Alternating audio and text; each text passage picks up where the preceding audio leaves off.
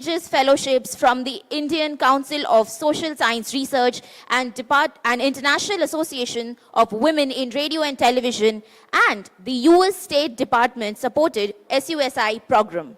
Internationally recognized, she has participated in academic initiatives in USA and Germany and contributed in national e-learning projects. Dr. Bhattacharya has edited several scholarly books, served as a guest editor for reputed journals, and published numerous research papers. She is actively involved in professional communication associations and has significantly contributed to promoting women's representation in media and youth development initiatives in India. Now, it is my privilege to invite Sushmita Sengupta ma'am, Assistant Professor, Mass Communication and Journalism Department, Sister Nivedita University, to felicitate our esteemed session chair, Dr. Moushami Bhattacharya.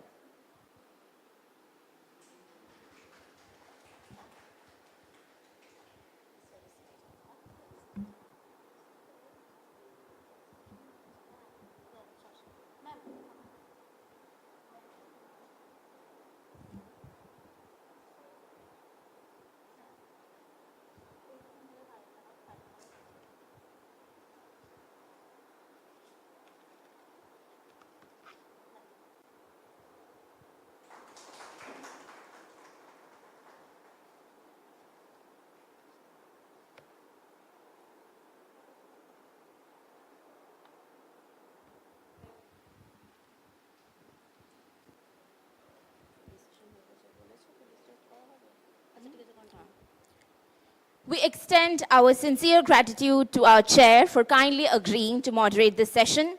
Without further delay, I now invite our session chair, Dr. Moushami Bhattacharya, to take over the proceedings and begin the session. But before we begin the session, I would like to briefly outline a few presentation guidelines. Each presenter will be allotted 8 minutes for their presentation with an additional 30 seconds of grace time. A warning bell will be rung at the 6-minute mark to indicate that 2 minutes remain.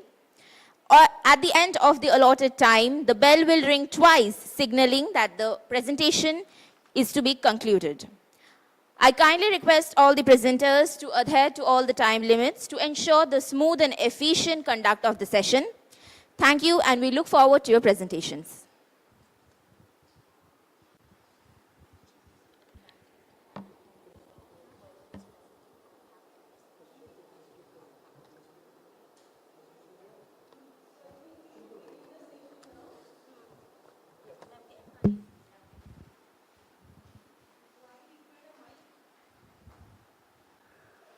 Very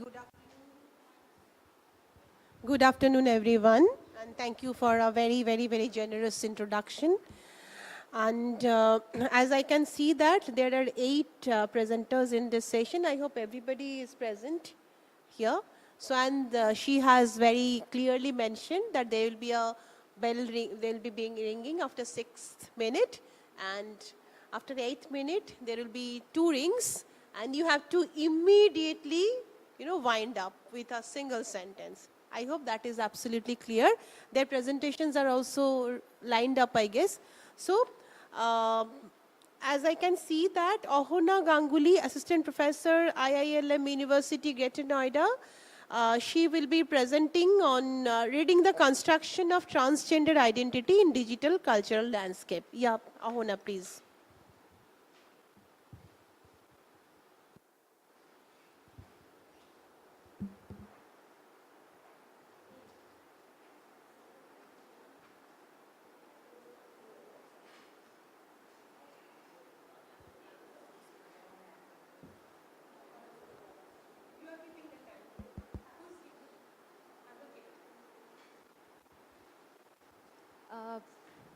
Good afternoon, everyone. Before any formal greeting and everything, let me first tell you a story. Shubham, a girl who lived in the liminal area between expectations and dreams, resided in the busy center of Delhi, where the pace of the city never slows. She had already started to peel back the layers of a life that wasn't here at the age of 16. She saw someone else in the mirror, but the name Shubham still hung loosely over her like an old coat. She caught sight of her. She had discovered her reflection in the glittering world of social media, her stage, her heaven, rather than in the traditional world around her. Every picture Shubham posts in Instagram served as an invitation. Come, see me for who I am, not for who you want me to be seen as. She celebrated being a woman without apology, revealing her personality to the world through the lens of her phone. She now referred to herself as her in all her captions and bios. Her comment area was filled with ferocious curiosity for each post. Do you have boobs? Are you on your period yet? Like parasites, those words adhered to the vivid pictures preying on her weakness. Shubham's last image, a photograph of her wearing a deep maroon sari with the silk flowing about her gentle, elegant folds, went live on 11th March 2021. Her lips were a bold crimson and her eyes were rimmed with eyeliner. She did not flinch as she looked straight into the camera. Simply put, the caption said, her. She would never post another reel after that. The remarks that evening became too harsh, too loud, and too confining. The freedom she had experienced during those brief online moments had deteriorated due to the social rejection and online hate. Her search for freedom went on too costly as her life. At the end, she chose to give up her life, but her identity, her right to self-determination. The digital echoes of Shubham's images, reels, and posts continue to haunt the places she once called her home with such fierce beauty. Even though she is no longer with us, she still says, see me, in every picture. Hi, I'm Ahana Ganguly. I'm an assistant professor of ILM University and trying to present my ideas that I have tried to capture in the paper, Reading the Construction of Transgender Identity in Digital Cultural Landscape. This study explores how transgender individuals perform and reconstruct their identities within the digital spaces, particularly the social media platforms like Instagram.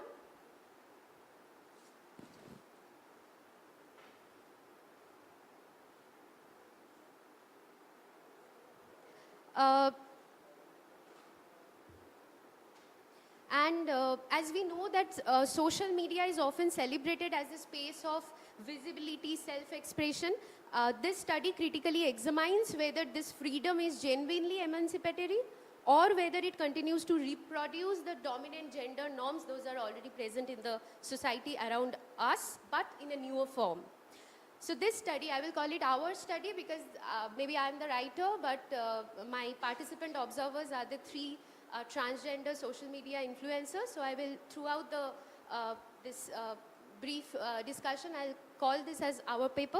So this paper, our study, is theoretically grounded in Judith Butler's concept of gender performativity and seeks to understand how transgender identities are shaped, expressed, and also they are constrained within the contemporary digital structure. So a brief discussion on the literature review. So the initial focus was on women in traditional media, the performance that the gender woman can perform, can exhibit. In the traditional media, Mishra, Sharma, Gutta, the national, international scholars, they have tried to record that. Later on in the 90s and 2000, as the digital platform emerged, scholars began viewing digital platforms as spaces of empowerment. We have seen the movements like Me Too. And in the third phase, this discussion, this discourse expanded through the contribution of scholars like Sherry Tarkley, Donna Haraway. As we know, Tarkley explored digital spaces as arenas of experimenting with identities, and as we know, Haraway's Cyborg's Manifesto that emphasized the possibility of transcending the rigid boundaries between gender identity and technology. And going on with the post-colonial scholars, we can see that the developments, the transgender experiences in the research that remain significantly underrepresented.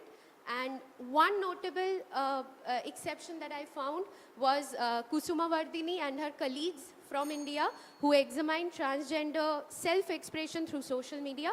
While their study highlighted the empowering dimension of digital platforms, it paid limited attention to the politics of platforms structure and the social norms that is getting translated into the platform. This particular gap has been the central motivation for this study. Our research therefore contributes to the literature by examining transgender identity construction in digital spaces through a feminist and of course the critical lens, while specifically focusing on the lived experiences in the Indian socio-economic context. The research methodology inevitably had to be the feminist research methodology, as we know that as Oh no, as Donna you have had only 2 minutes left, please try to. I will, okay. And so I have 3 cases, the in-depth interview and case studies of Bonya and Supava from Kolkata and Shubham from Delhi. The next fold that I have tried to utilize is the textual analysis in which their lives, their reels and their posts I have tried to thoroughly follow. I'll quickly jump into the key findings that I had. First, it is doubtless that the digital platforms do provide spaces for visibility and self-expression. Like for Bonya, if I could discuss a little bit more, she could find her way out in the social media and she could express her gender. In the second fold, I found that this emancipation remains incomplete. In the third fold, we are finding that the digital self-expression often reproduces the dominant gender norms, those are already existing in the society for a trans woman or for a trans man. When they are performing it in the social media, they are again trying to be that traditional normative woman or traditional normative man in order to, subscribe, or I would say in order to align with the algorithm and everything. And the experience of Bonya, Suprabha, Shubham remind us that visibility alone cannot guarantee liberation. True emancipation requires digital spaces that recognize and accommodate diverse gender identities beyond the constraints of any binary norms. Thank you so much. Thank you so much. I could not just... No, there's a lot. Actually, we all learned from our experiences. So when you have got only 8 minutes, it's just a very friendly suggestion to you. So it's very good the way you started your presentation. But it took at least 2 minutes. That means you actually lost 2 minutes of your presentation for that narrating that story. So anyway, I mean, it's a good thing. So you could have just written those things in a slide, so you could have completed your presentation. Okay. Thank you. Thank you. Yeah. Thank you. Thank you. So next is Oyun Maiti. Oyun's subject is From Echo Chambers to Public Sphere, an epistemological analysis of free will through Advaita Vedanta.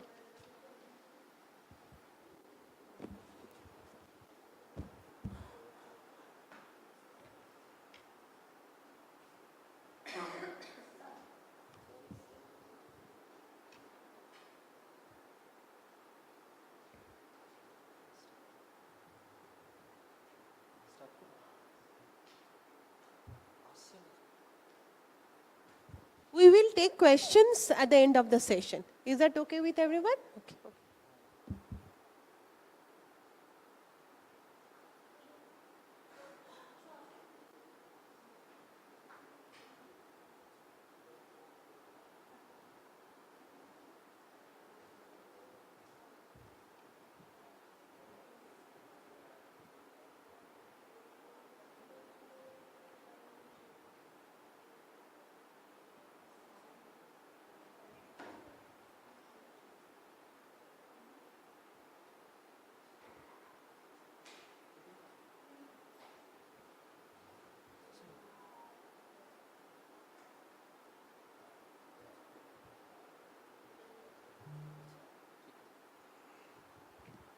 When should I start?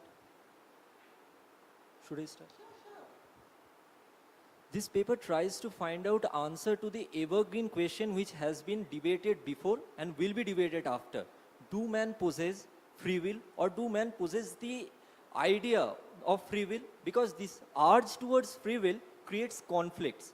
This urge towards free will creates conflicts, and these conflicts or inequalities helps us to evolve ourselves intrapersonally and then interpersonally and towards the society. You will see that in this virtual reality, what is the issue is being evolved to who are involved in this issue.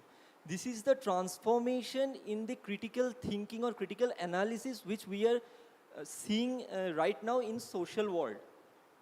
So I will try to create a framework of this urge towards free will. Okay, the literature review, the history of the public sphere, we see that man is evolving from quantitative urge to qualitative urge. When man had less communication speed or flow, when man could not communicate with others freely and with pace, he assumed that quantifying, having more and more number of things is his urge towards free will.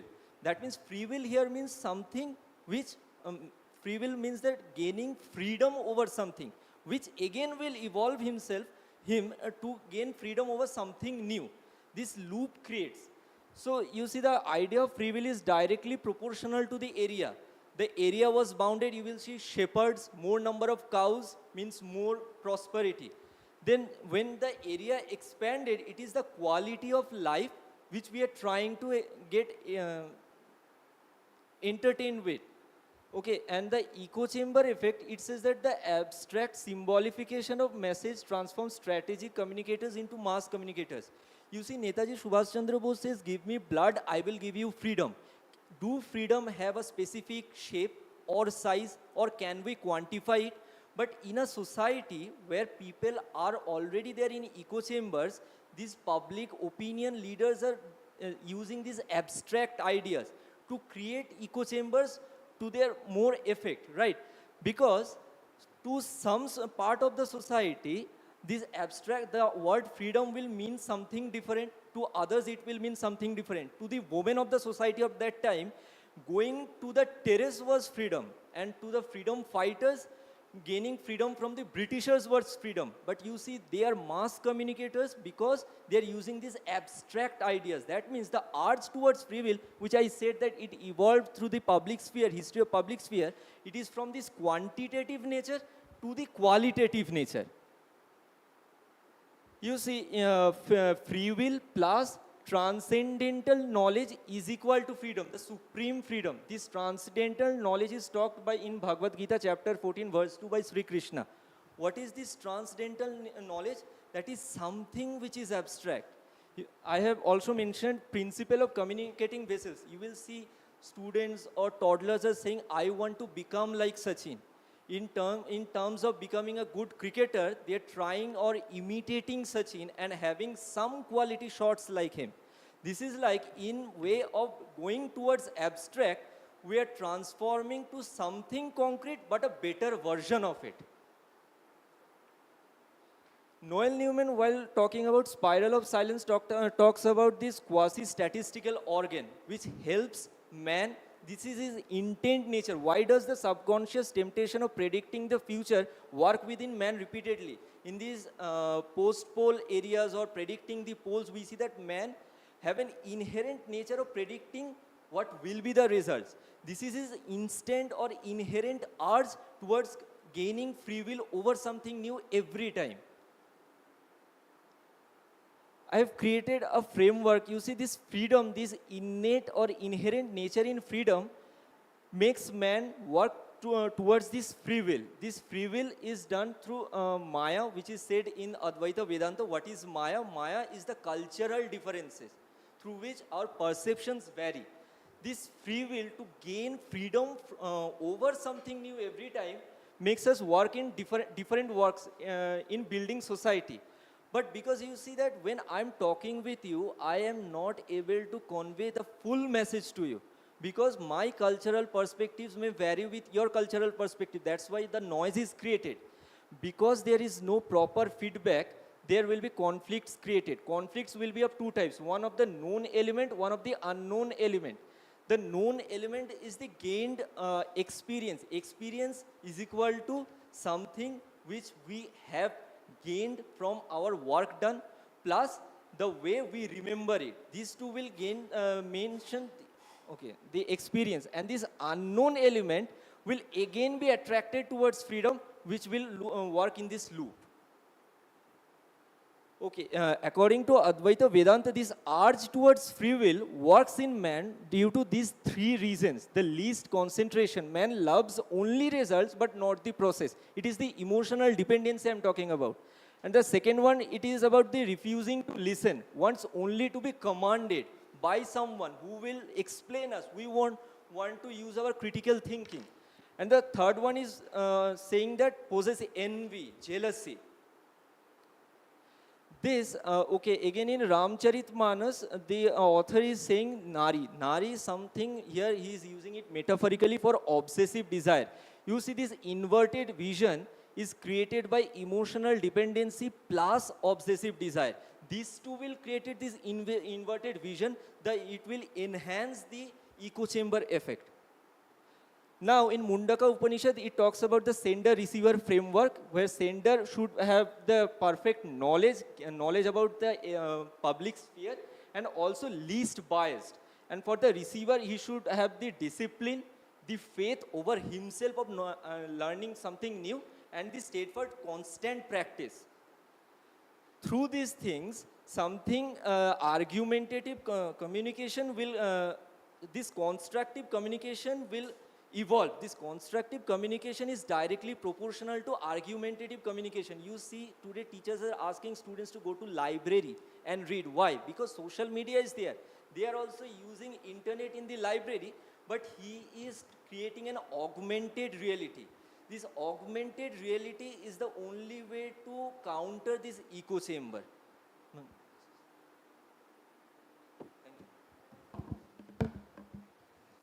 Thank you, Ayun. Next presenter is Riya Mukherjee.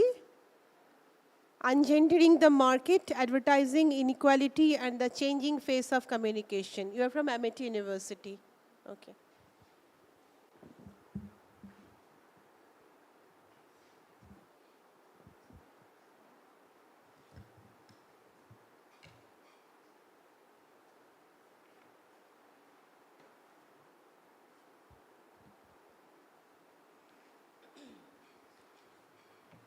Hello.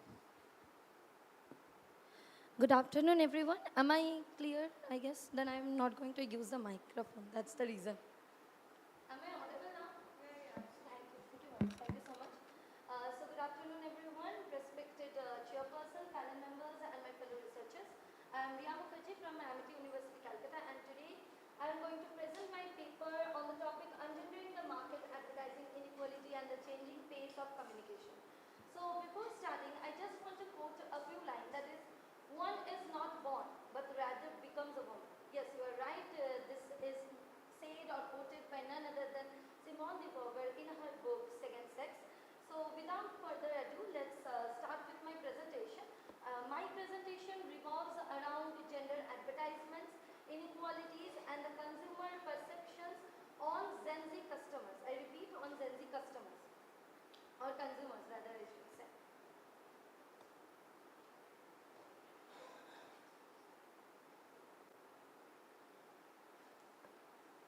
Okay, so as we all know that advertising in today's digital culture is not only about selling a product, but it has moved far beyond it.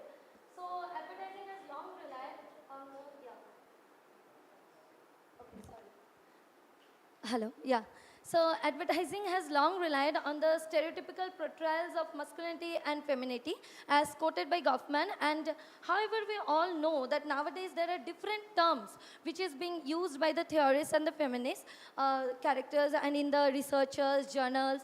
So ungendering is also a term which has its roots from ungender, and it is being used by the feminist theory, queer theory, and in marketing theory. So in today's presentation, I am going to talk about that as our culture is becoming more fluidity and inclusivity, how advertising is changing the perceptions of the digital brands or of the brands which are bringing out the advertisements. So my research problem, so when I was going through the literature review, I found out that there are several brands who are bringing out gender inclusive advertisements, but most probably all were done in the industry of cosmetics, or mostly the researches were done in Western culture.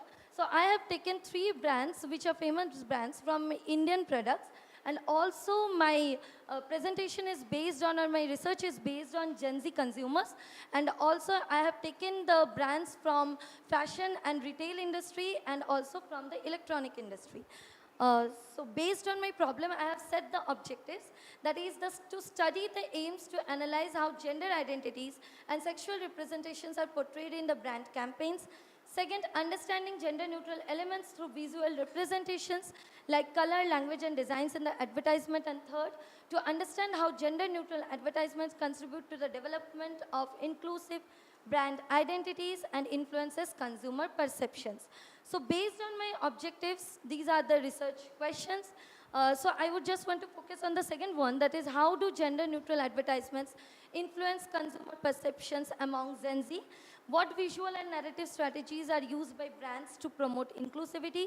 And the first one was, how are gender identities and sexual representations portrayed in Indian commercials? So my theoretical framework is Judith Butler's gender performative theory, which was written in 1990 in a book that is General Trouble, and later on it is being established or reformed in 1993 in the book that is Bodies That Matter. So Butler argues the fact that we are not biologically born with any kind of gender, but rather it is the performative arts or our performances that shapes our genders.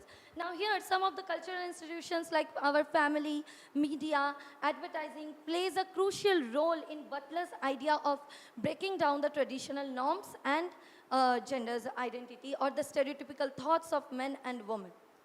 So through this theoretical framework, I am going to prove my advertisement or the analysis portion. So the methodology that is being taken is mixed method research, and 3 famous brands, that is Titan Raga Break the Bias campaign, Havells Hawa Badlegi and Viva Change the Convention. These 3 brands are taken for the analysis portion. I have used content analysis, sentiment analysis to measure the perception of the consumers in YouTube, and survey to complement my sentiment analysis. Now the first brand is Titan Raga Break the Bias. So this is a beautiful advertisement where the main protagonist is Kiran. As soon as I say the name Kiran, each and everyone depicts an image or a symbol that Kiran must be a girl.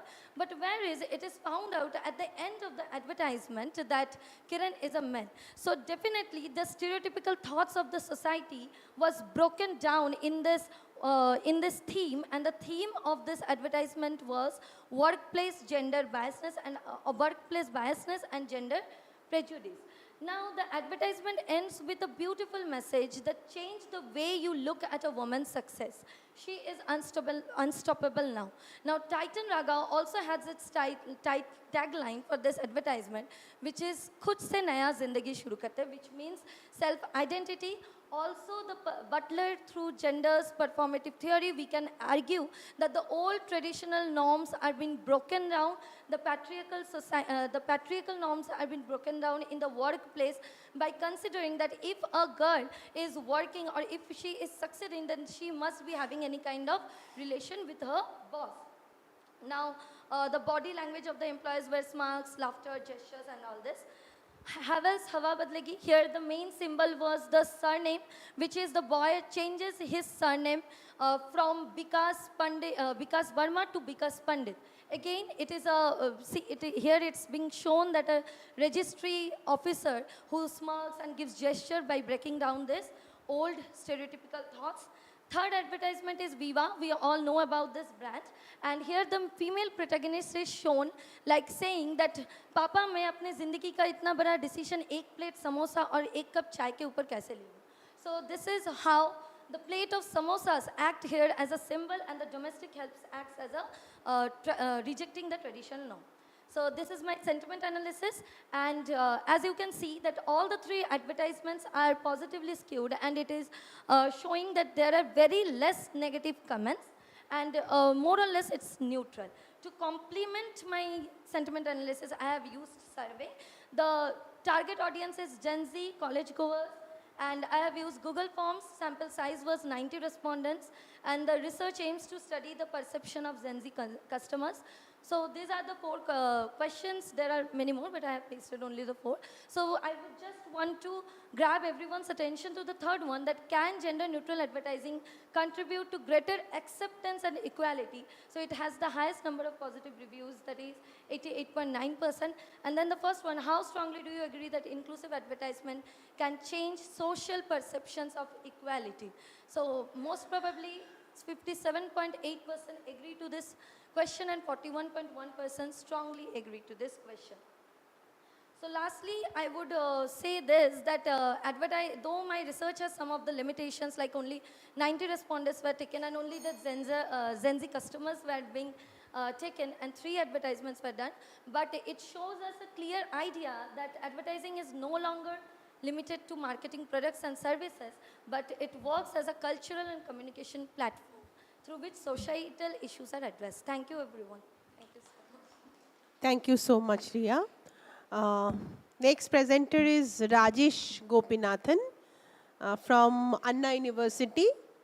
And Rajesh's topic is Dalit-led media initiatives and their sustainability under conditions of inequality.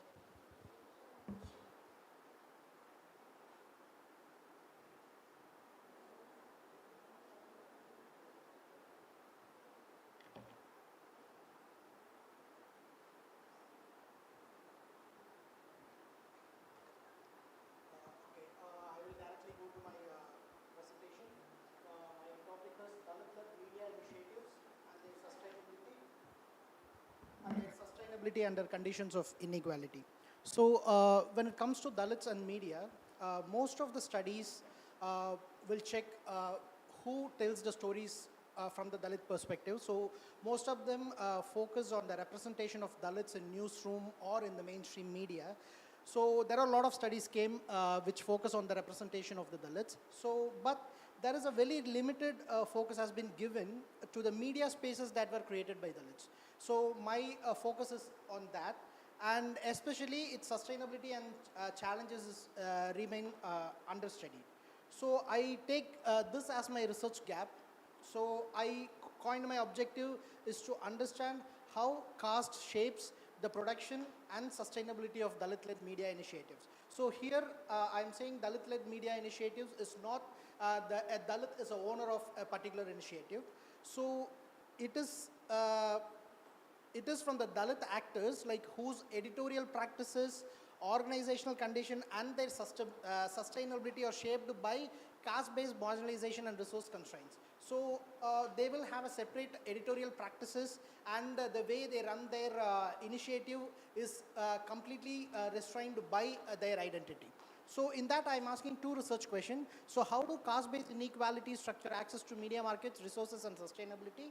Then my second question is, how do political and economic constraints shape editorial practices and labor conditions? So for this, I took a theoretical framework which complements each other. So I took critical caste studies, which see caste as the central axis of my argument, which was detailed by Gajendra Nayadurai, in which I will see recognition, legitimacy, institutional axis, which will affected by caste identity. Then I will see the political economy of media. In that, I will see how resource precarity affects labor, market, and which in turn affects the sustainability. So for this, I have taken, this is a big study which I have sent for ICA. So in that part I am presenting here. So I'm taking 3 Dalit-led media initiatives, and it is structured with 15 semi-structured interviews and 3 months of field work in which I was associated with these media houses. So I did thematic and comparative analysis of all the interviews which I have gathered using Brown and Clark method. So I have taken 3 media initiatives. First is Neelam. It is an initiative started by Ranjit. He is a famous director from Tamil Nadu. And if you see, Neelam is an initiative and it has a social media, YouTube called Neelam Social, a film production unit, a publication, a magazine, and also a cultural center. Like that, Dalit Murasu is like Dalit Drum. So it is a publication house and also a magazine. And third one is Namadhu Tamilman. Velicham is a television and Namadhu Tamilman is a magazine. So why I choose these three? First is Ranjit has a capital to start this venture. So this is capital-filled Dalit venture. The second is completely volunteer-based, started by one person. The third is a political-backed media initiative. And the political party is predominantly Dalit-led political party, which is called Vidudalai Sirithaigal Katchi. So I will see three different initiatives started by Dalit-led initiatives and how it is sustained and what are the challenges they faced based on the sustainability. So I'll directly go to my findings. So first, the Dalit media, these initiatives are normally seen as like an activist. So the important question comes like, whose journalism is recognized? So that question starts this unequal journalistic recognition. So what happens is like Dalit-led media were frequently viewed as activist platforms rather than news organizations, and journalists repeatedly had to justify their presence and also like what their intentions in reporting this particular issue. So this has to be justified to police, the dominant caste initiatives. So because of that, their legitimacy is always questions, which in turn make them most vulnerable to violence or legal actions. And because of that, it shapes their editorial practices, that how they frame a particular issue which they want to cover because of these threats which is surrounded by them. And also they are unable to do the field work as it is given to mainstream media. So second is associational dilemma and market legitimacy. So I will tell only one editor told me that a person who is a subscriber to that particular magazine, he says like every month I will come and collect the magazine from the office, don't send to my home because it is a gated community. So, and this in different way it has been told to me that how particular subscription, they are ready to donate for the initiative, but they don't want to associate. And also around like 4 editors give me insights that certain brands is ready to donate for the cause, but they don't want to associate their brands with by giving advertisement to that particular media because they feel that that is a kind of bias, or they feel that their base is purely caste Hindus, so it will affect their consumer base. So these perceptions are continuously there. Even I felt that during my field work, in which I worked for 1 month as an advertisement salesman. So unequal visibility is that a particular incident happens in Tamil Nadu, which is sanitation workers protest, which was covered by Neelam Social extensively. So the Neelam Social journalist went to the minister and asked, sir, why you are not giving any attention to this protest? And the minister asked him like, which media you are from? He said like Neelam. He said like Neelam is not a media, and he just left. And after 2 months, that particular issue gained mainstream attention, and the same minister resolved that issue, and he told that because of Neelam everything happened. So there are like the repeated fight is giving some kind of visibility, but still the resource constraint is still looming over the Dalit-led initiatives. So based on the resource, how the labor condition is affected, because Neelam is partially professionalized, because the capital is coming from a single person. Namadhu Tamilman is, the magazine is, for example, if the leader has a birthday, the birthday wishes will come as advertisement to that particular magazine. So because of that, they gain some kind of a revenue. Because of that, it is a party supported. But Dalit Murasu is purely volunteer, only one employee, that is the editor, publisher, he is the salesman and everything, and whoever writes will not get compensated. So because of this resource inequality, there is uneven labor arrangements is there, and because of that unequal reporting capacity is there, that challenges the sustainability problems in the Dalit-led initiative. So to conclude, I would say there is a recognition issue, which affects the breaks the market access, due to which they are not getting visibility and distribution. Because of that, the labor condition is suffering, and due to which the sustainability is always challenged in the Dalit-led media initiative. So communication inequality extends beyond representation. Caste shapes multiple stages of media production, and these inequalities affect the long-term sustainability of the Dalit-led media initiatives. Thank you very much. Thank you.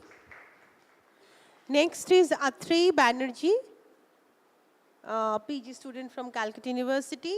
Her topic is From Margins to Archive, Bhimayana and the Visual Politics of Subaltern Representation.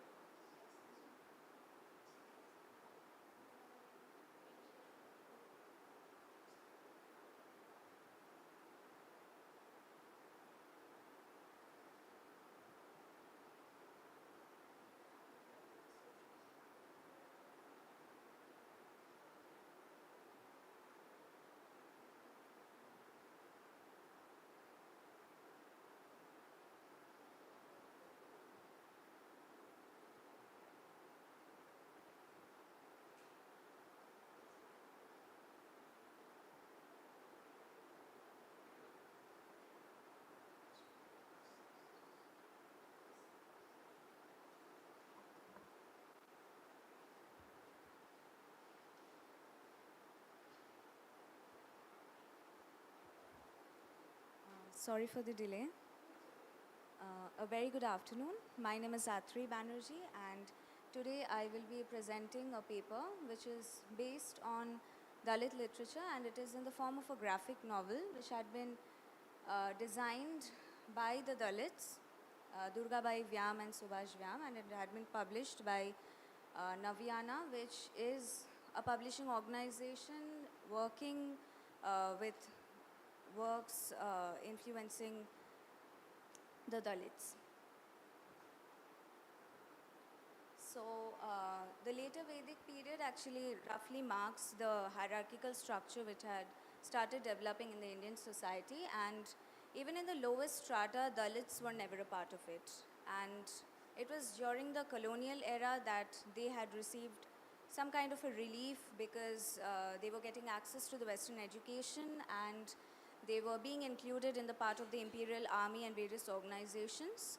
But unfortunately, even those organizations later started getting controlled by the upper caste Brahmanical society structures, and the British came under their influence, which again marginalized these societies and pushed them towards their impoverished livelihoods.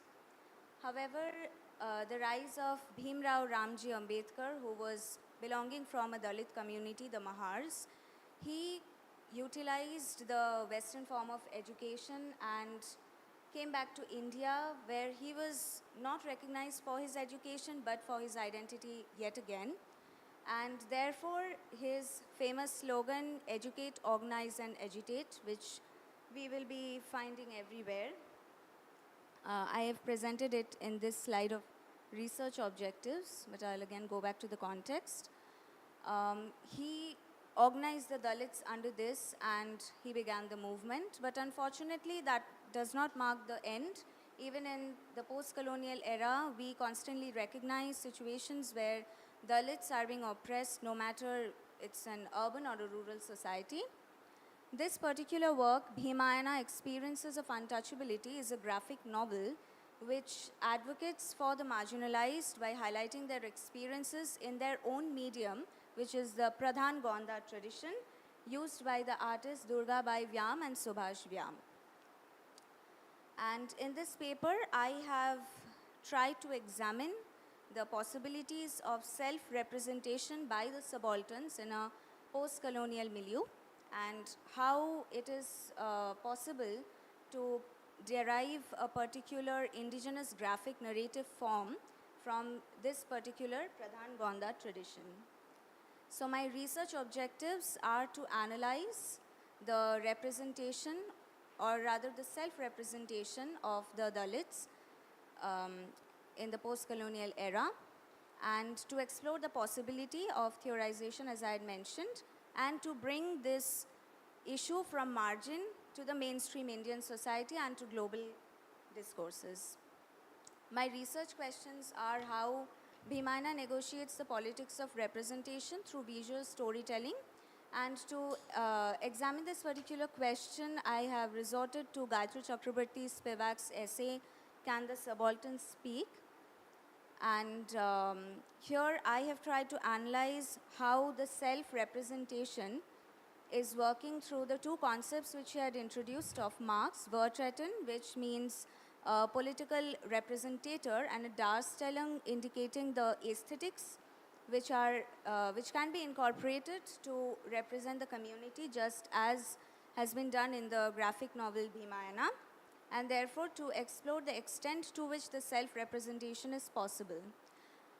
And for my second research question, which is how Pradhan Gonda challenges dominant Western graphic narrative structures, I have resorted to both Amyadev and Scott MacLeod's theories, and I have done a contrast between the two, where I have tried to explore how by developing Pradhan Gondat into an indigenous graphic narrative form, we can reduce our dependence or reliance on Western graphic narrative forms on which Indian graphics have greatly relied on, as we can observe in Indian graphics by Amar Chitrakatha, which has also done a rendition on B.R. Ambedkar.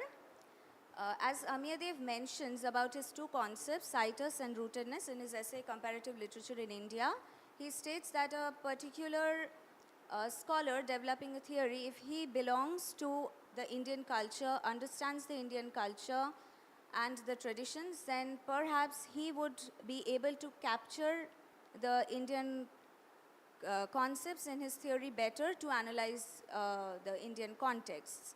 Whereas a higher reliance on Western theoretical forms would perhaps make the Indian context feel alienated within it. I have adopted a qualitative interdisciplinary methodology as I have wanted to examine the narrative structure, which is textual as well as visual in form. As we all know that graphic novels or comics highly relies on the visuals more than the texts. And in the graphic novel Bhimayana, we can find these new introductions of the thought bubble, the sting and the bird speech bubble, which have a very distinctive art form. And these help us understand how this particular form of art is trying to evolve itself into a major theoretical version, as it already uses a particular non-linear narrative structure, which is the khulla, creating an open space by not keeping its narratives constrained within panels and maintaining a single linear narrative structure. And it's also use of the digna patterns, which creates boundaries between the various narratives by separating one from the other. And its innovative use of the speech bubbles and the thought bubbles, as we can see here. And in the image below, which is of a fort in the form of a lion, it actually indicates how this particular fort has been attacking the Dalits by not letting them enter into it. So it is a statement or a mark of the harsh treatments meted out to them. So to conclude, I would like to say that most of the research scholars have focused on the visual aesthetics. They have appreciated how the Pradhan Gondat in Bhimayana has been utilized to show that it has been challenging the Western graphic narrative forms. However, they have not sufficiently analyzed whether it can develop as a self-representative methods for the Dalits to empower themselves, to bring their narratives to the mainstream Indian society and to the global discourse.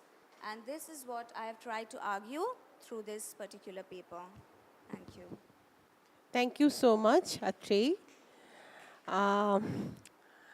Next presenter is Sambhavi Singh Mishra. She is from Symbiosis International University, and the paper is Journalism Under Constraint, Platform-Based Regional Media During Internet Shutdown in Jammu and Kashmir.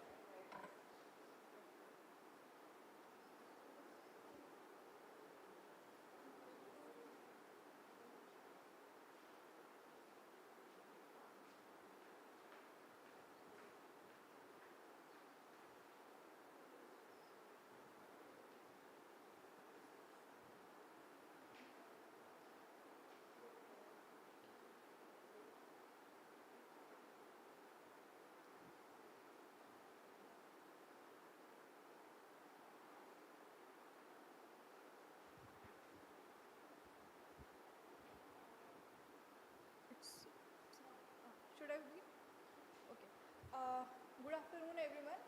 I'm Shambhavi Singh Mishra from Symbiosis International University.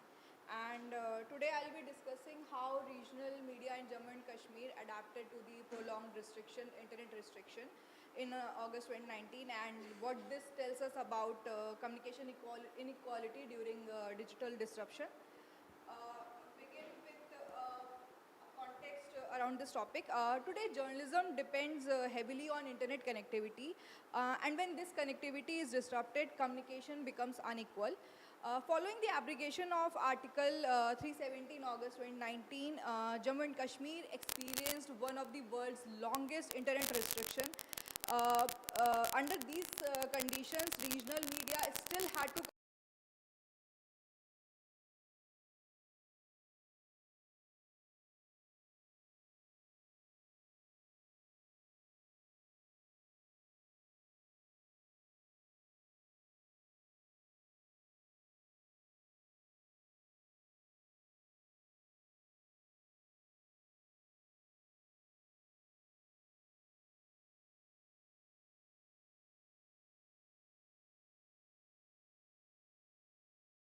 largely on internet shutdowns as issues of access, control, and digital rights.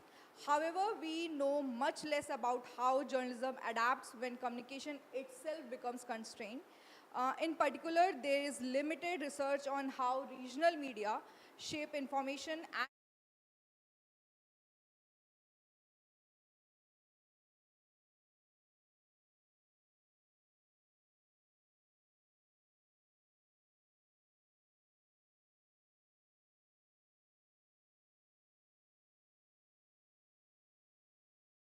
dynamics shaped communication during the shutdown.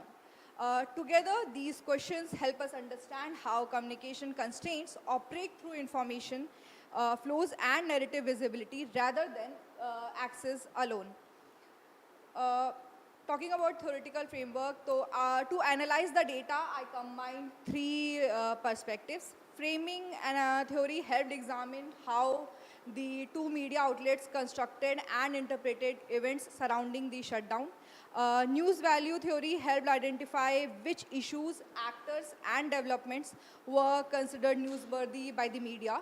And finally, platform affordances theory helped explain how Facebook's feature shaped journalistic communication under restricted conditions. And rather than using these theories separately, together they helped explain why some narratives become more visible than others during the shutdown. Moving on to methodological approach, I used a qualitative approach combining ethnographic and reflexive thematic analysis. And the data set consisted of Facebook post captions from Jammu Link News and Kashmir Live between August 2019 and February 2021. The captions were further coded thematically and analyzed through framing and news value. Moving on to finding, so what really stood out here was how differently the two outlets approached the same event. Jammu Link News focused more on government decisions and administrative developments, whereas Kashmir Life paid greater attention to conflict and the everyday experiences of people living through the restrictions. While both outlets were covering the same shutdown, they were drawing attention to very different aspects of it. If we look at the chart here, the difference becomes quite clear. What stands out is that Jammu Link News contributes more heavily across all the four themes. Although the size of the gap here varies, Jammu Link News puts much more emphasis on competing political frames and the last one, security and media control. But this gap becomes much smaller in conflict and violence, the second one, where both outlets show fairly same level of attention to incidents of violence and security related events. So the issue isn't that one outlet covered the shutdown and the other didn't. Rather, they are prioritizing different aspects of the same event, which influenced what became most visible to the audience. After looking at the themes, I also wanted to understand what each outlet considered newsworthy. The first thing the dominance of negativity, news value negativity across both outlets, and that's not surprising given the context of the shutdown. But beyond that, their priorities were quite different. Jammu Link News focused more on official developments and political actors, reference to elite people, whereas Kashmir Life paid more attention to the human impact and the unseen effects of restrictions on daily life. What stood out here is that the stories that received attention were not simply the result of events themselves, but also of the editorial decisions about what was important and relevant and newsworthy. So, what do these differences tell us about communication inequality? The main takeaway here is that it goes beyond access to the internet. It affected what information circulated, whose perspectives were visible, and how different narratives gained attention. What we see here is that inequality operated through infrastructure, information, representation, and platform dynamics. And together, these shaped how people understood the crisis. So to wrap up, this study shows that internet shutdowns are not just about losing access to the internet. Instead, what I found is that regional media did not stop reporting even under these restrictions. Instead, they adapted their practices through platform-based information, but they did not make all voices and experiences equally visible. In that sense, mobile journalism becomes more than a reporting tool. It becomes a way of negotiating communication during crisis conditions.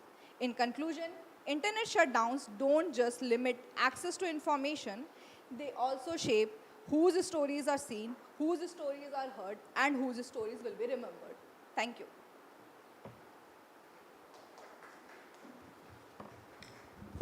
Thank you. Next one is, next presenter, Nilanjana Shom, PG student from University of Calcutta, and the topic is role of communication in reducing gender inequality in India, advancing SDG 5.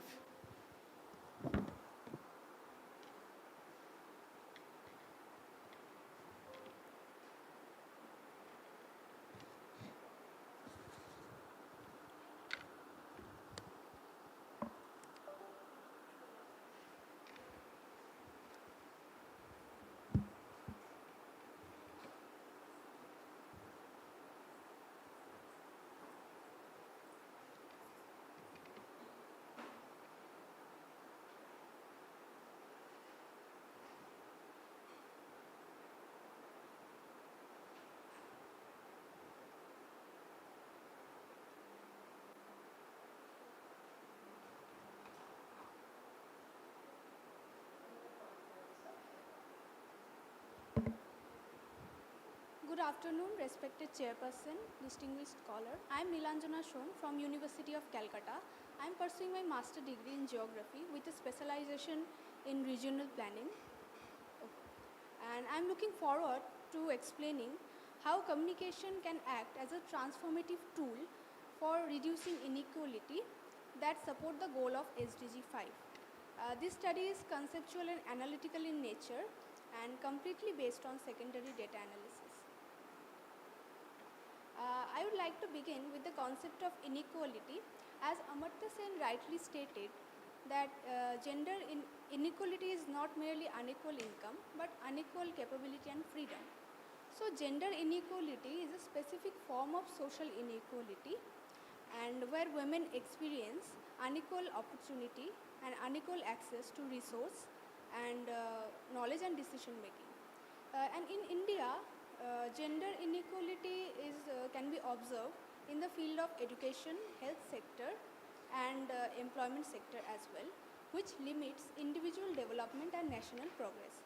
And in this context, effective communication is much needed for spreading awareness of this issue. This slide highlights some major manifestation of gender inequality in India, which include unequal educational opportunities, wage disparity, gender-based violence, and limited participation in political sector. And although significant progress has been made, rural women continue to experience greater. Oh, hello. Okay. Okay. Although significant progress has been made, rural women continue to experience greater exclusion from opportunities.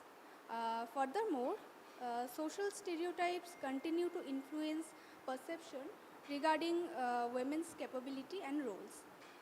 This map shows the gender inequality, state-wise gender inequality in India, which is based on Gender Inequality Index, where we can observe that in the central part of our country and in the northeastern part show greater inequality index. And another visible indicator of gender inequality is labor force participation. According to recent PLF's annual report, male labor force participation stands at 78.8%, whereas female labor force participation is only 41.7%, so the gap is visible. The graph shows that female participation has increased significantly over the years, but the gap between men and women participation is substantial, indicating persistent barrier regarding opportunities. So, to address these inequalities, United Nations adopted Sustainable Development Goal 5, which aim toward empowering all women and girls and reducing gender inequality. It has 9 targets and 14 indicators covering discrimination, violence, and digital access as well. And this conceptual framework explains the relationship between communication and gender equality. The process begins with awareness and sensitization through communication, which eventually lead to empowerment and access to skill and resources. Then empowerment promote equality and participation, equal rights and opportunities. Ultimately, this lead to inclusive development and support the achievement of SDG 5. Therefore, we can say that communication act as a bridge between information and social transformation. And in India, there are various forms of communication. Like we have mass media communication such as television, radio, print media, and various digital platforms, which are crucial to promote awareness of girl-child education. And secondly, digital communication is also important. It has created spaces for online activism. For example, the Me Too movement in India encouraged women to speak openly about their workplace harassment. And community communication, especially in rural India, is important for spreading awareness regarding women's health, domestic cases of domestic violence, and legal rights. And together, these forms of communication contribute to behavioral and social changes. This graph illustrates the internet usage by gender and location in India, where we can observe that rural women remain the most digitally excluded group, and we can see the internet usage percentage, which is 57.6% only, which is significantly lower than urban men.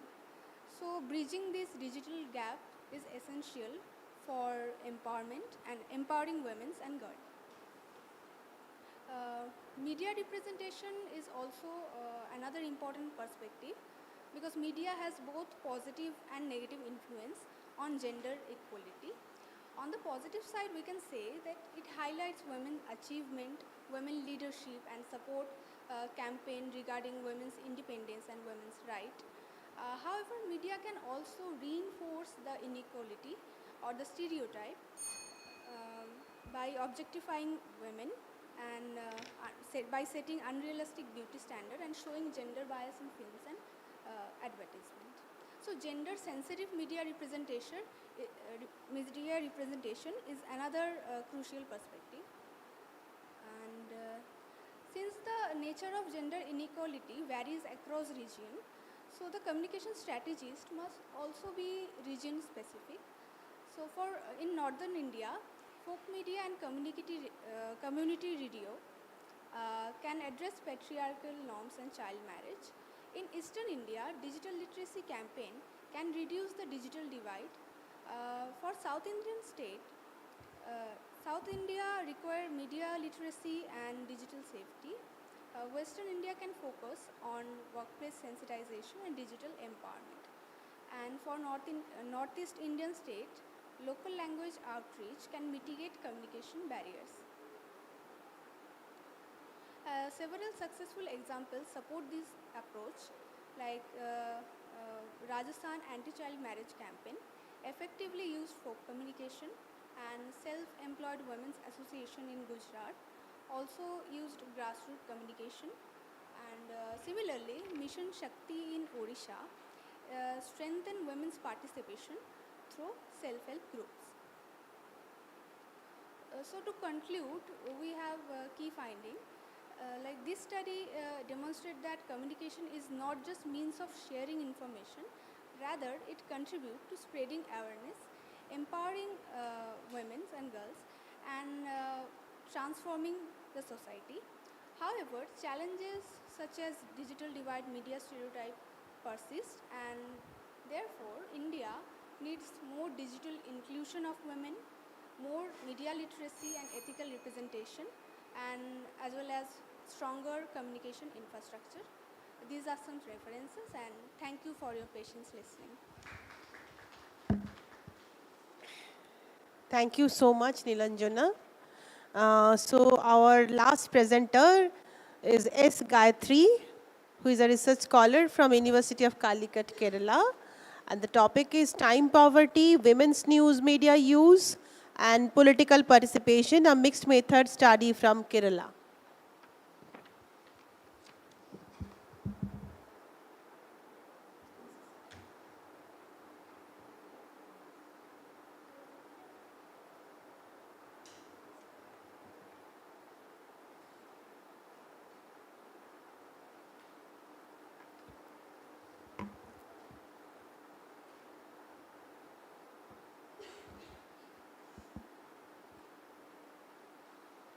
Good afternoon, everyone. I'm S. Gayatri. I'm from University of Calicut, Kerala. And my paper title is Time Poverty, Women's News Media Use and Political Participation, a Mixed Method Study from Kerala. Time poverty has increasingly emerged as an important dimension of gender inequality. According to India's Time Use Survey 2024, women spend substantially more time than men on unpaid domestic and caregiving work. Women spend over 305 minutes per day on unpaid labor compared to only 86 minutes for men. Similarly, women spend almost twice as much time on caregiving activities. These findings indicate that time is not distributed equally between men and women. Because women shoulder a disproportionate share of unpaid labor, they often have less discretionary time available for leisure, information seeking, and participation in public life. While previous research has extensively documented gender differences in news engagement and political participation, comparatively little attention has been paid to the role of time poverty in shaping these outcomes. So the study asked the basic question: to what extent does temporal inequality shape women's news media use and political participation? And the specific objectives are to examine the relationship between free time and women's news media use, and understand the relationship between free time and political participation, and to explore how women negotiate temporal constraints in relation to news consumption and political engagement. The study draws on three strands of scholarship. First, the feminist political economy, which explains how gender division of labor create unequal access to resources, including time. Second, second, feminist standpoint theory, which helps us understand how women experience and negotiate temporal constraints in their everyday life. Third, time poverty scholarship, which conceptualizes time as an important resource for civic and political engagement. And these perspectives suggest that unequal access to time may influence women's engagement with news media and political participation. This is the conceptual framework of the study. Moving on to the methodology, it employs a sequential mixed methods design. First, a survey was conducted among 333 women voters in Kerala. Specifically, three constituent assemblies were selected, one constituency each from 3 districts in Kerala. Then, among the survey respondents, 15 in-depth interviews were conducted. Now, time poverty was measured as the amount of free time available after paid work, unpaid domestic labor, caregiving responsibilities, academic pursuits, and sleep. So it was asked as an open-ended question in the survey. News media use was measured through both intentional and incidental exposure being encountering news while using it for other purposes. Political participation was measured in both online and offline form. Now I will briefly explain the main findings.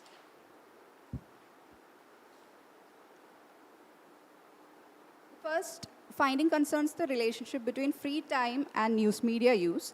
Now, contrary to expectations, free time was not significantly associated with intentional news use. Similarly, only limited evidence emerged regarding the relationship between free time and incidental news use.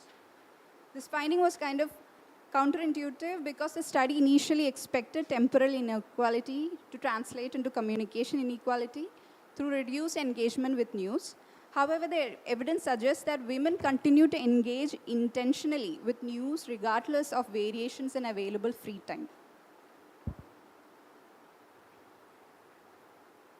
Second finding, this was the most surprising finding of the study. The second finding compares intentional and incidental news exposure across all free time categories. So free time was divided into 3 categories: low, moderate, and high.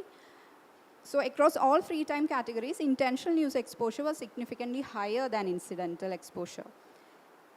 Also, among women with low free time, nearly 80% reported higher intentional than incidental exposure. Similar patterns were observed among women with moderate and high levels of free time. The common assumption is that women facing temporal constraint may rely primarily on incidental encounters with news.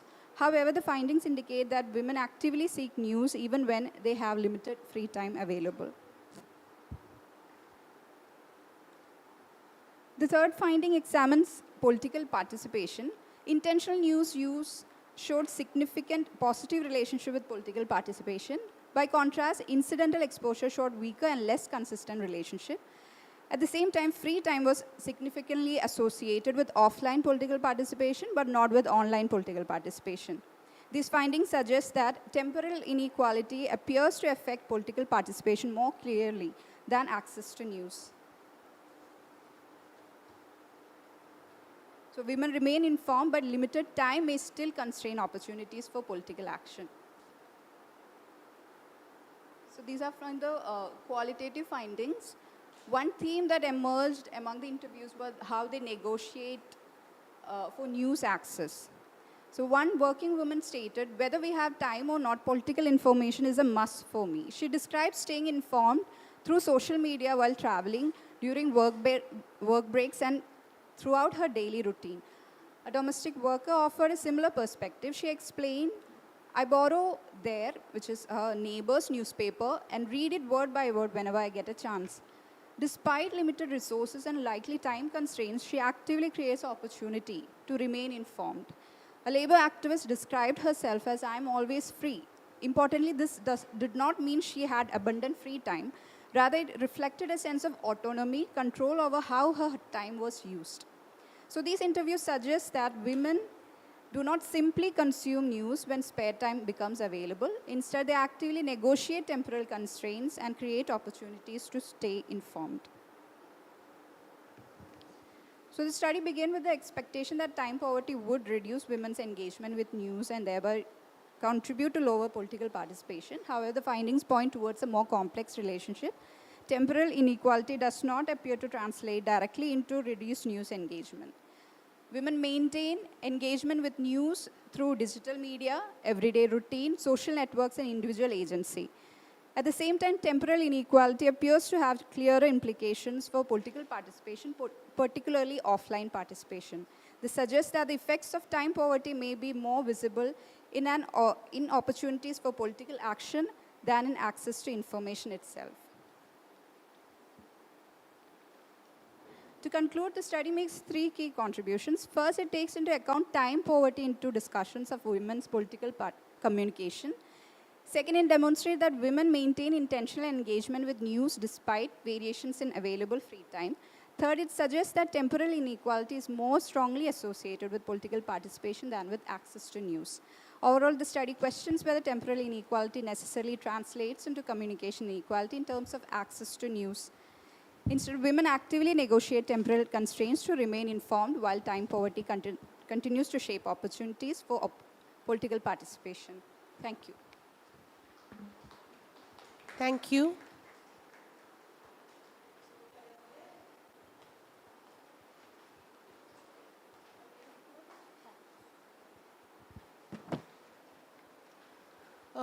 Thank you, all the presenters. The thing is, do you have any question to any particular presenter? Anyone? Any one of you? Any question to anyone? Okay, so I will quickly wrap it up one by one then.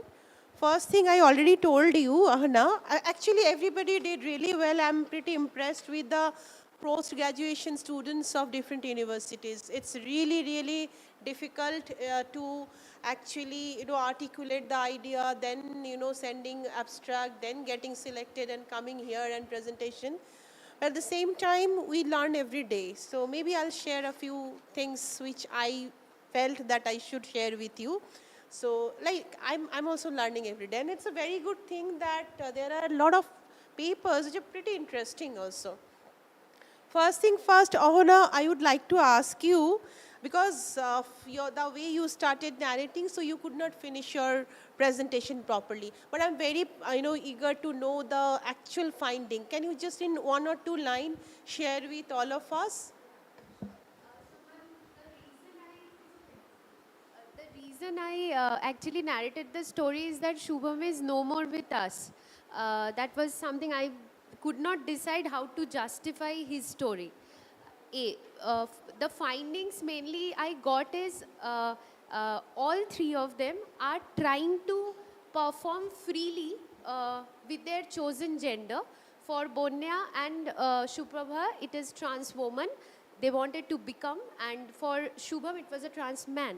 And what I found is, while doing it, they are not being able to curate their performance as they wish it or want it, or maybe while interviewing them, I mean the two of them, I could not even get what is their actual desire. What they kept on telling me, if I want to thrive in the social media, I have to do what actually a woman does, an alluring, attractive woman does on the social media, and they do that. So then as a transgender identity, again two newer kind of binaries are being formed in the social media, which is very similar to what we can see in the real world in the normative form. That is what I... Thank you. Now it is clear to us, I think all of us. Thank you so much. Now, Oyun, this is very interesting actually what you presented, but what I actually could not understand, if you can help us with what is the rationale behind your study? You tried to explain it in a very a particular manner because it's a kind of a narration what I felt. So what was the rationale behind your study? Ma'am, I just wanted to figure out that because there are opinion leaders, there is no free will in man. But because he has the urge towards free will to gain freedom over something new, we are, through this echo chamber effect, day by day, in this world of virtual reality, we are losing the critical analysis or constructive communication. So the free will is also dissolving at a faster rate. That's what I was trying to point out. I think actually if he could have explained the research methodology in a better way, so we could have all understood that. Anyway, thank you. Thank you so much. Then Ria, can you just tell us about the justification of your sampling, like just three advertisements you selected. All three are very good, brilliant. But why did you select only those three? If you can just tell us. So first of all, while selecting the advertisements, ma'am, first of all the three advertisements has a beautiful storyline. That was my first point. And second point is that, as I told in the research problem, that mostly the researches were done in the cosmetic industry, and I wanted to go out of it and want to choose something. So when I got to know about Havells, means when I was watching the ad of Havells, it was given the title Hava Badlegi, and it brought out that patriarchal norms. So that was one of the reasons why I chose Havells.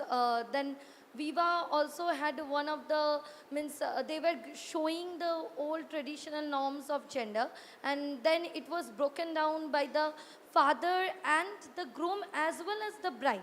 So three characters in this advertisements broke the old traditional norms and stereotypical thoughts. Also, these three advertisements has the highest comments in YouTube, so which was being very easy for me to do the sentiment That is analysis. the point. Like Sentiment analysis. some measurable, actually, Yes, you know, exactly. justification. Because Viva had 1.1k comments, and whereas Titan Raga had 38 comments, and Havells, I think 452 comments were there. So for that particular time period. Yeah, actually, and also they were released during the time between 2020 to 2025. So that slot Okay. was also there. That is the point, actually, was amazing. Thank Thank you. Then Rajesh. It was really, really interesting, very brilliant thing. But again, then again, I actually could not realize the sampling process. I do not know whether I missed it. But your study is very unique, I must say. Yeah, actually, this was a part of a bigger study where I am taking Dalit-led media as an ecosystem. That is not only, here I showed only three, because three I want to give a unique way how the political economy functions. Yeah. So one, the capital is coming from a director who is financially well off and he is funding the initiative. The second one is a volunteer, and he single-handedly with the donation he is running that particular initiative. And the third is completely political backed, political organ. So these three has one thing in common is that caste. They were done by a Dalit ecosystem. So that's why I take this two. And the another five is there. That is. Okay. You are from Chennai, right? Yes, And Chennai, yes. So you didn't, face any challenge while doing this kind of study and all? Was there any challenges? I'm just a participant, like actual challenges, what they are doing. So I'm just traveling along with them. And to be frank, I have some privilege so that like I know from what privilege that I'm doing this. So actually, I would say like, yes, it's challenging, but not compared to what they are actually doing. True. But it's very interesting, I must say. Thank you. Three.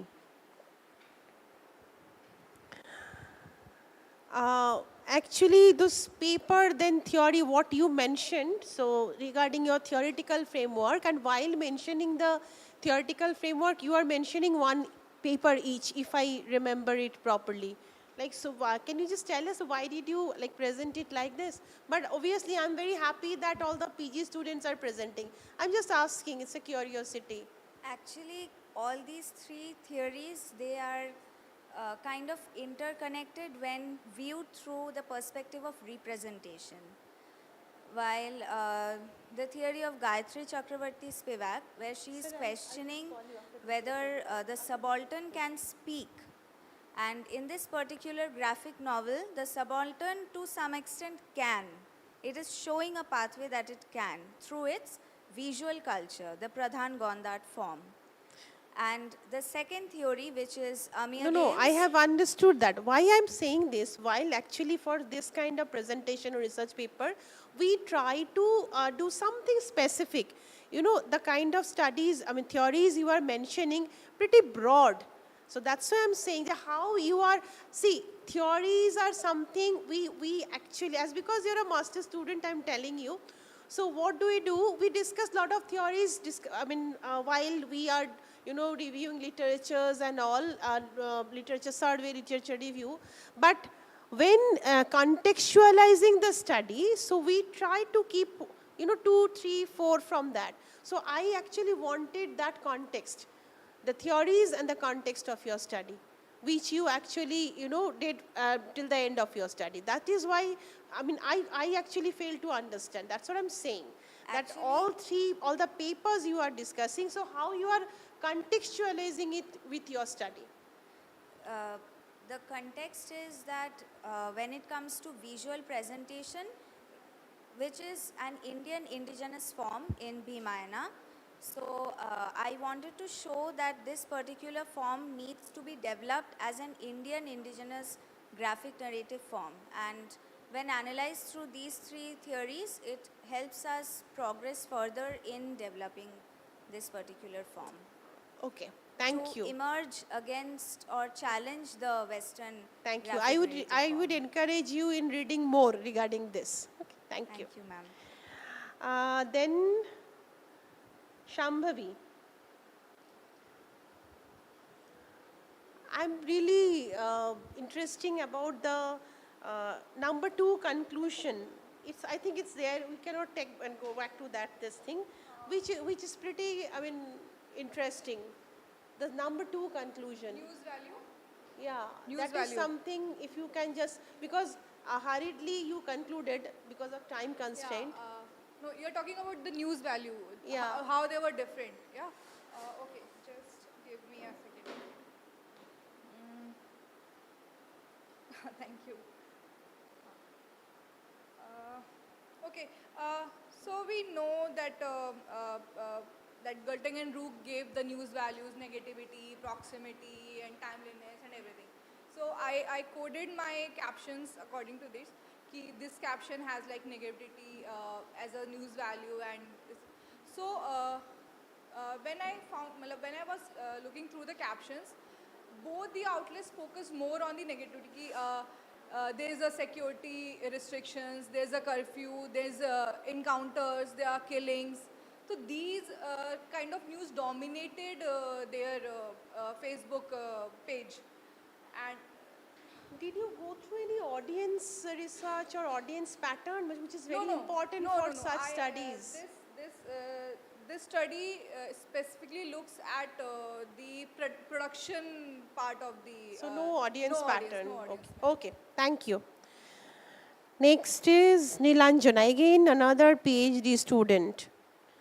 Nilanjana, actually, it was good. You attempted that, but the way you are presenting, it seems that you are maybe a bit nervous. That is also fine to be okay with.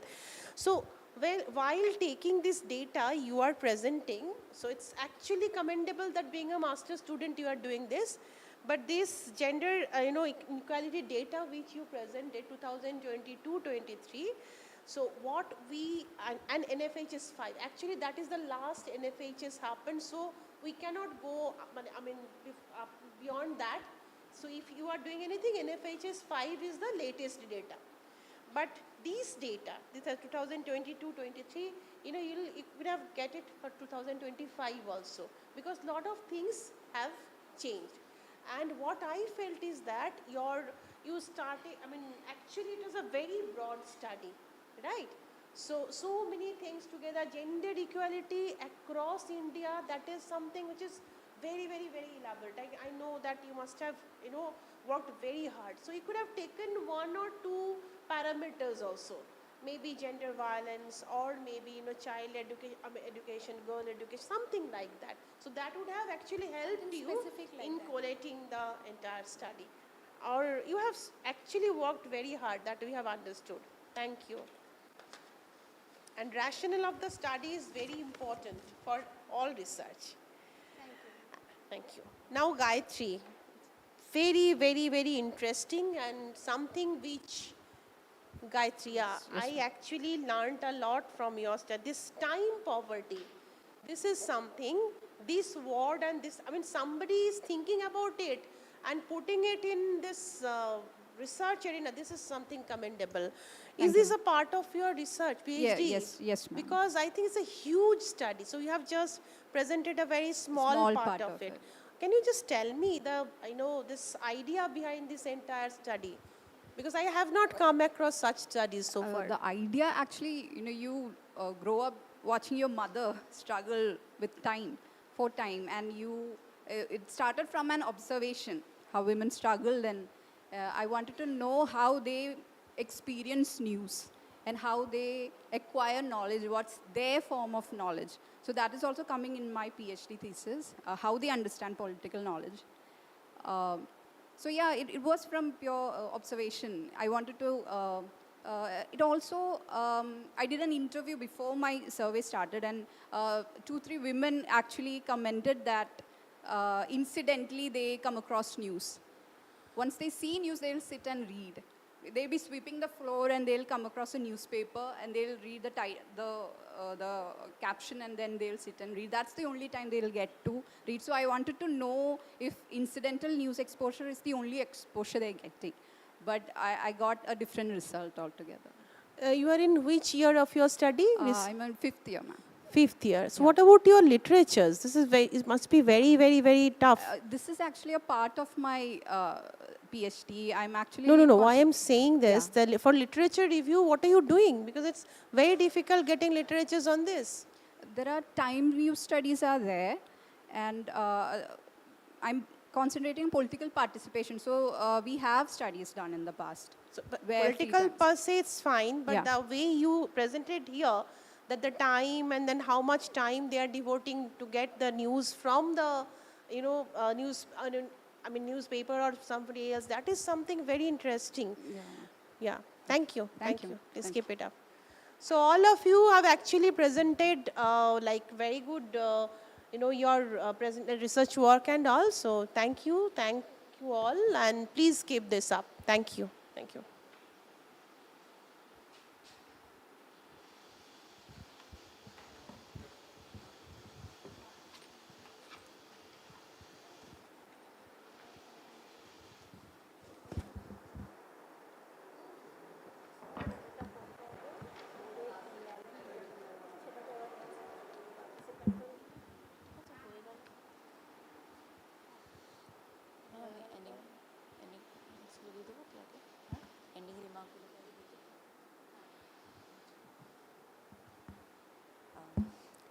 Thank you to all the presenters for their insightful and thought-provoking contributions. We have now come to the end of paper presentations for this session. Thank you, Dr. Moushami Bhattacharya, ma'am, for your insightful comments and for expertly moderating this session. With this, we come to the end of Technical Session 1. We hope the exchange during this session inspire further research, collaboration, and dialogue. Thank you once again for your participation. We wish you an enriching experience for the remainder of the ICA Regional Hub Conference 2026. Before we conclude and disperse, I would like to request all our presenters and our esteemed session chair to kindly join in for a group photograph.